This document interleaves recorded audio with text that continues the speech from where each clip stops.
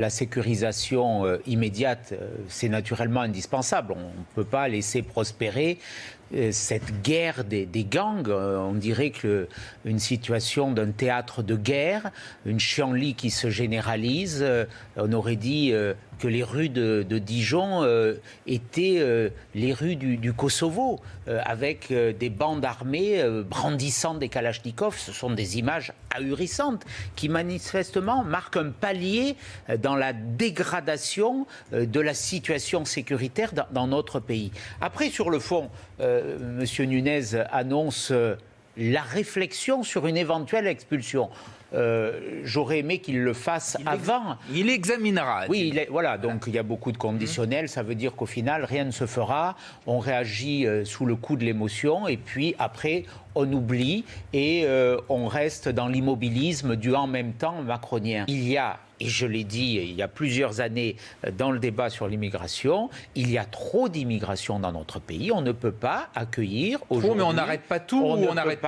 On ne peut pas arrêter tout. Il y a des personnes qui viennent pour travailler dans des métiers en tension. Il y a des réfugiés politiques également. Il peut y avoir des talents. On ne peut pas arrêter naturellement la procédure d'asile, qui est une procédure noble. Alors comment on fait Quand il y a des personnes qui fuient, je pense aux chrétiens d'Orient qui ont fui l'avancée de l'État islamique en Syrie, cela naturellement c'est l'honneur de la France de les accueillir. Mais on limite, alors on freine. À un moment, le nombre aujourd'hui devient une difficulté. Pourquoi ? Parce que notre pays n'a pas la capacité d'intégrer ces personnes. Et c'est aussi ce que l'on retrouve dans ces quartiers, qui sont des quartiers qui aujourd'hui sont quelque part dans une forme de sécession avec la République, de communautés qui ne reconnaissent plus la loi, qui considèrent que leurs règles, notamment pour se faire justice soi-même, sont supérieures aux lois de la République. Alors, depuis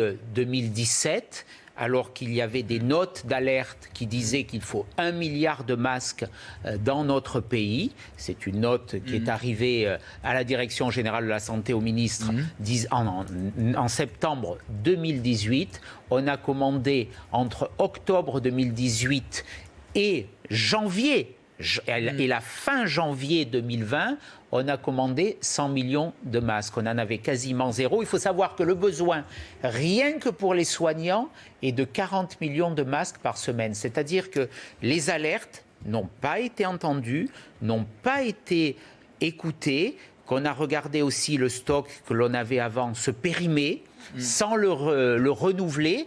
Et on va aller très loin dans nos investigations.